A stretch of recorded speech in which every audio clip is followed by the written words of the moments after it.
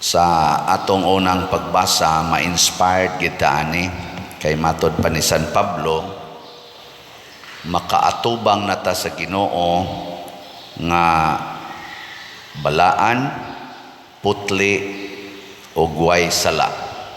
Pasabot, pwede di ay nga kita mahimong perfect in the eyes of God. Na may moingon, nobody is perfect, di ba? Pero pwede di itang mahimong perfect in the eyes of God. Di pangutan na imong tupad, yung nasa matas Ginoo, perfect na ka.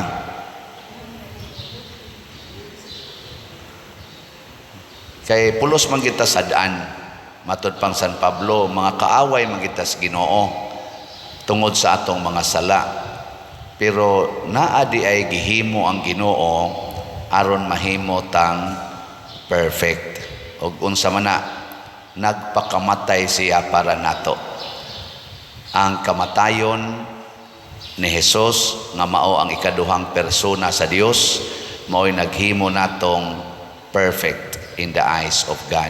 Iya tang gipakamatyan. Dili ni buhat sa tao, buhat ni Ginoo. Why usa nato nga makaingon sa akong pagsigig simba, siging liktor, siging pari, siging madre, luhod anang gikas pultahan nga ripadong sa altar, siging 2,000 Hail Mary, overnight vigil, alliance of two hearts, unsa pa na tanang igsasabong scapular, sagrado corazon, Dalia Milagrosa, pahinungdan gina tibuok gabi hangtod na gyud sunod adlaw, sigig yung rosaryo nga mao nay makapahimo natong balaan. Bisan gani ang atong mga maayong buhat dili makapahimo natong balaan. Unsa ra man gyud makapahimo? Ang kamatayon ni Kristo. Sige, lingiay mong tupad ing nagipakamatyan ka Ginoo. Ing ba? Kaya wala ba na siya mahibaw? Nagipakamatyan na siya Ginoo. Ingon ana ta kapinangga sa Ginoo, siya'y gahimo nato, kita'y nagsupak-supak niya, pero iya pagitang gipakamatyan. Na karon unsa ra may atong misyon? Unsa may misyon nato? Muilagid ta nga ang Ginoo maoy atong hinabang. Matod pa sa atong tubag sa Salmo, ang Dios mao gayod ang akong hinabang. Dili ang parlor mao'y hinabang aron monindot imong naong. Kay usahay ra ba magbudget kitag dako kaayo kay para gyud monindot unsa pa nang ubang mga paputi is naong, patarong sa ilong, patarong sa ngabil, bisag unsa na lagi pangbuhat nya gasto gyud maayo. Kay maunay atong makatabang nato aron monindot atong naong aron daygon tas mga tao. Dili ang pagdaog sa barangay eleksyon og mga konsihal hasta ng mga iski maoy atong hinabang aron ta monindot sa matas mga tao. Dili gani ang kanang pag-graduate nga summa cum laude, valedictorian sa atong pag-eskwela. Dili nang pagpasar sa board exam, bar exams, o nya top notch gyud nga maoy makatabang aron kita nindot tan-awon sa katilingban. Ayaw pagsalig ana, ay sad pagsalig ng imong yuta o kanang imong balay nakikural ginimog maayo nga mao ginay imong hinabang kay maglinog wa na lusno ng imong balay, mugawas gyud ka ng imong kural, magtulda ka dito sa gawas. Di ba? Di na makatabang, masunog ng imong balay, na magpanawag yung kag tabang sa bumbiro. Kanang imong career, nga top notch ka sa bar exam, board exam, tanawa o niya, madayagnos kag stage 3 cancer, magluhod-luhod yung kadiri simbahan, di gina kaali ni mo kanang imong pagka-top notch di na kaali, istoryahe. Kanang imong wealth, kanang imong kunuhay pagdaog sa pagka barangay kapitan, bisag ka ng pagka-presidente sa Pilipinas, tanawag, ma-stroke ka, half body paralyzed, magkabuang yung tawag o mga physical therapist para mutabang nimo, di na makakalakaw, agas panglaway nimo dire. Bisag presidente pakas Pilipinas, bisag ganing Santo Papa, si anhing Saint John Paul II, kurug-kurugan itong kamot, agas panglaway dire, bisag Santo Papa, di kapugong ay. Ngita yung caregiver. Pare, sige pamaligyag slat, dako na kay halin, di ni makatabang, mulinog lang lusno lang na atong building, lusno lang ning atong simbahan, kausara. Maggubat lang ning nasod nato og ang laing nasod. Sige na raban ni sila hana-hana o gubat na biyaan taning lugar din mga manood na mga langob ka na mga naasuok-suok nga wa building kay garikas building bubahan man ka ato manukso ka ng kakahuyan wa nay balay di na ta mangitag balay kakahuyan atong pangitaon kasabot na mo mahiling nga imong tupad ing nawa ginay kapuslanan ang imong gihaguan karon. Ing nawa ginay kapuslanan. Kun way Ginoo, wa ginay kapuslanan. Wa gyud. Mao na siya. Ay gyud pagsalig ana kanang imong diet diha aron di na ka masakit na istoryahe. Hasta nang namaligya ang imong diet mamatay ra na. Kadiyot ra kay na atakihon nang butang-butang pag ana mga relo diri nga mag-monitor sa imong heartbeat sa imong gidalion sa imong lakaw ba silas lang ka mamatay ra na hastang gahimo ana dugay nang nangamatay ang uban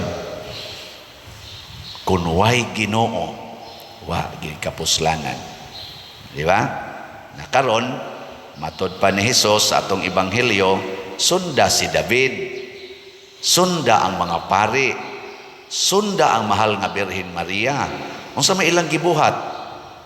Nagpakahimong sulugoon sa ebanghelyo. Matud pa ni San Pablo diri sa atong unang pagmasa, ako si Pablo nahimong sulugoon niining ebanghelyo nga giwali ngadto sa tanang mga tao. Sulugoon unta ta sa ebanghelyo, translator unta ta sa ebanghelyo dinhis kalibutan sa atong pulong og buhat. Yes, mga sayop ta. Ako, ay siguro masakpan ko ninyong naaday ko'y kabit.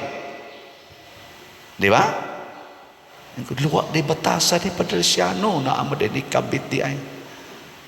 Ana, sakop na muna ko. Unsa may inyong isulti nako?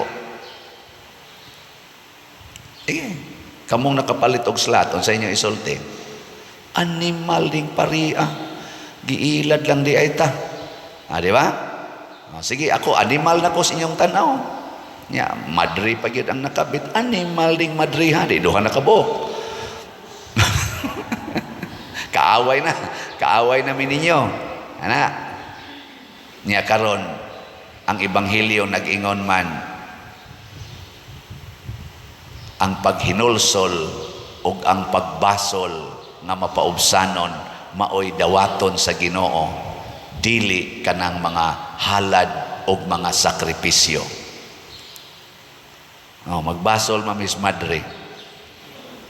Ter magbuwag na ta. Sayop gini atong gibuhat. Nya maghilak dayon ang madre nga mobuwag. Sige Father, buwag na ta. Kay ang Ginoo labaw gyud nato. Ako sad hilak sad ko. Nugo na ito Sige, kana lang yun. Kanang buwag na lang kita. Kay sundon ginatong Ginoo sugod karon magpakauaw tag atubang aning kamatuoran nga ikaw ug ako nangadagma kita niining maong sala. Ana, unsa mas matas Ginoo katong madre ug ako? Perfect or imperfect?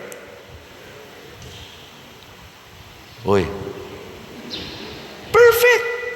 Nya mo ingon dayon ang kaning mga lektor. Tulisokon ko ing misa nako dire. Ikaw pa dir wa kay batasan imo laming giilan.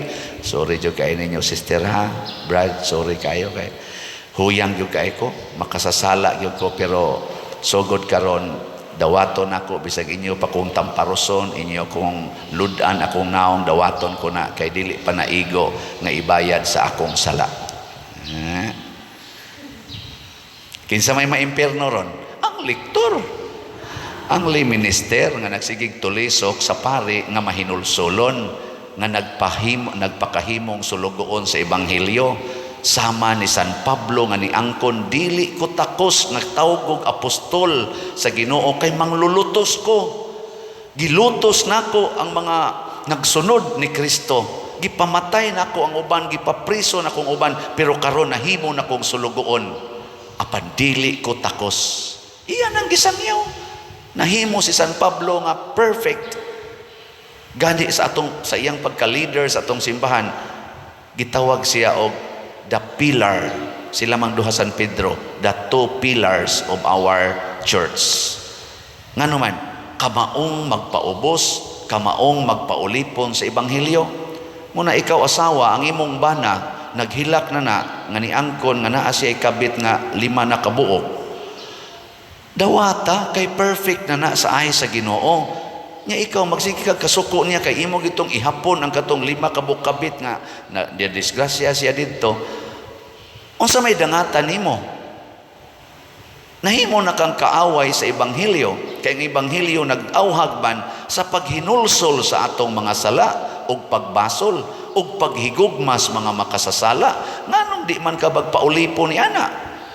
Muna si David kay nagsunod mas Ginoo, nag-alagad mas Ginoo, wa makasa bisag nikaon siya sa pan nga supak sa balaod. Kay ang mga pari ray mukaon ato. Di ba naa magina igahin nga pagkaon sa pari no? Usahay mahapakan pag inang kamot sa mga bata kay labi nag-adto ang pari mukaon inig pista nya ang bata muhikap sa kanang anamang sudan nga kuan bagi andam. Huy, para das pari. Unang bata mulakaw intawong kusbot kay igdang buang ning pari. Mahapakan lang noon tani. Ako pa'y sige gukod atong manok kay paihaw karon di na ta kahikap nga luto na hinoon. Ngano man kay itagana gis pari. Pero kung nagsunod etas Ginoo, bisan ang pagkaos pari atong kanon di kasaoy. Panahon kuno sa adlaw ang igpapahulay, nagpuasa ang mga tao, ang mga pari dito sa templo siging kaon, wa kasa ngano man nag-alagad mas Ginoo. No, bitaw din kita sige tagbaligya aning mga slots, di gid ni sala ngano man ato maning ialagad sa Ginoo. Na imo ingon ako, Pader, imo ginang isingit ng imong slot. Mura na jud kag na maligya, mura kag negosyante. Nako, waoy, inyo ra nang huna-huna kay gialagad manis Ginoo, dili ni sala nga atong word nga pamaligya kay wa man ni ginansya, pulos man ni siya, unsa man ni? Pulos ni siya kapital. Tanawa, unsaon pag ginansya ana nga dako pagitag bayron noon sa atong kumbintong gitukod. Ikahuman sad ana, wa hunong masad ni ato mga slat-slat. Ana hunong naman gani kay ato man gisiguro kining umaabot nga dakong event sa atong Archdiocese. Kita yung mo host sa National Retreat for Priests karong November 7 to 9. Nya kuwangan og mga 10 million ang atong budget. Mo na karon atong gi-raise ning 10 million na maligya tag holy pads. Unsa man ning holy pads? Holiness, peace and divine salvation. Kay ang tema ni ining maong retreat sa mga pari, priesthood, a call to holiness. Sa may tanaw ninyo namo mga pari, balaan o bulaan? Balaan o buangon? Ang sa inyong tanaw? O gusto mo nga mabalaan ang pari, paapilas retreat niya aron makaapil palitig slot. Di ba? Salamat sa namalit ha. Namaligya tag 100,000 ka holy pads. Anya tag 100 pesos per slot. As of yesterday, ang atong halin niabot na og 17,688 ka slots. Patpat. Para nako maoning mga tawhanang namalit ang miila nga ang Dios gyud mo ilang hinabang. Kay kanang uban nga ang ilang hinabang ang ilang kwarta, di gyud mo palit. Kay ang ilang ang kwarta mo ilang hinabang. Salamat sa namalit. Unya sa ato sang special slot nga natapos gahapon ang atong gibadgetan para sa atong 10th foundation anniversary ug sa ato sad nga pagsaulog sa birthday ni Mama Mary, malampuson sa gayong atong pagsaulog ngadto sa mga kapilya, sa mga eskwelahan ug dinhi sa atong simbahan. Salamat kay tanan nga ni-facilitate, salamat sa mga pari nga nagmisa na maligya sa taadto og 9,000 ka slots. As of yesterday, nga ugma na ni ang final nato nga counting. As of yesterday, ang atong naihap na halin niabot og 9,507 ka slots. Pakpak. Nindot na kayo ni, nasubrahan. Ato pa ning kwintahon, ato ning ikwinta ugma pohon kon pilagi atong nadawat, pila say atong na-spend para niining duha ka events. Nya sa ato sang 10 slot challenge, katong tagnapo ka slots nga tag 100, as of yesterday nakadawat na ta og 1,507. Pupariha man arin dias ubos wa ba kani masayo, pero man 1,507 ka 10 slot challenge. Nya ugma sa ni nato ihunong kay adto raman sa ning gahapon gihunong ang atong 10 slot challenge. So kini siya tag 100 pesos imong iserbisyos Ginoo, atong tipo-tipoon isip mga simbahan nga nag-alagad og nahigugma sa Dios, mahitabo gyud nga malampuson ang dagkong event sa atong simbahan nga makapalambo sa atong pagtuo. Mao ni gikinahanglan sa Ginoo nga atong tabangan nga ang mga kalihukan sa simbahan sa pagsabwag sa pagtuo o pagpalig-on sa pagtuo, maoy atong tabangan. Dili nang magsigitag sabwag anang mga TikTok lang diha nga palit siksi-siksi sa lawas, pagwapagwapas naw, pagwapo-gwapo, patsoy-choy, sabwag anang premarital sex, anang sabwag anang porn, sabwag anang mga sugal, online sugal, porti na yung kusuga. Maunay atong hunongon nga maningkamot ta pagsunod sa Ginoo. Mahitabo ra gid ning tanan kung mahimo tang sulugoon sa ebanghelyo. Sige, katapusang lingi sa imong tupad. Ingna, sugot ka, mahimo ka na kong sulugoon. Ingna. Ingna mo sugot ka nga mahimo ka na kong sulugoon. Di mo sugot. Niingon ra ba si Kristo, higugma imong isig katao, samas imong kaugalingon. O di magpasugo jud ka nang imong isig katao. Wa ka mulingi, peligro ka. Sige, manindog na ta.